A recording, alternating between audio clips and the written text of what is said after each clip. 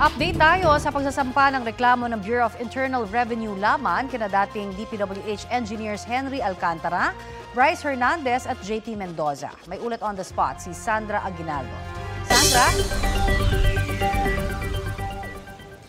Connie, sinampahan nga ng magkakahiwalay na criminal complaints po yung mga dating DPWH engineers na sina Henry Alcantara, Bryce Hernandez at JP Mendoza. Personal po na nagpunta dito sa DOJ ang Bureau of Internal Revenue Commissioner na si Romeo Lumagi Jr. para sa kanilang filing. At ayon sa kanya, umabot po sa 1.6 billion pesos ang income tax deficiencies ng tatlo. Nagsagawa daw sila ng lifestyle check sa mga ito at inimbestigahan ang kanilang financial transactions, properties, business interests at tax returns. Natuklasan daw na BIR na kumita ang mga ito mula sa kickback mula sa Ghost Flood Control Projects na umano ay idinaan sa mga kasino bilang money laundering. Lumabas din daw sa investigation nila sa records ng Land Registration Authority at Land Transportation Office na hindi tugma sa income ng mga ito ang kanilang mga ari-arian gaya ng magagarang kotse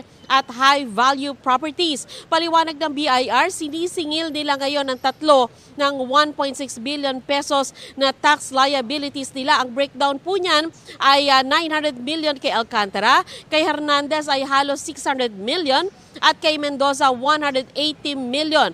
Pero hiwalay pa raw itong criminal complaint na kakaharapin nila na may parusa pong kulong.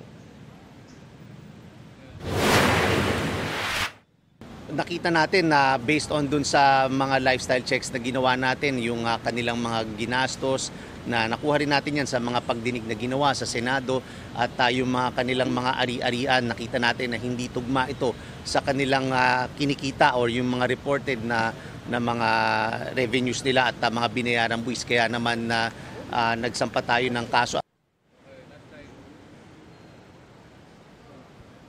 Connie, bago nito ay nauna ng sinampahan yung mag-asawang diskaya ng BIR din dito sa DOJ at pero pa raw silang mga isusunod. Kabilang po sa kanila iniimbestigahan ay mga dating DPWH engineers, mga mambabatas at mga contractors. Connie? Maraming salamat, Sandra Aguinaldo.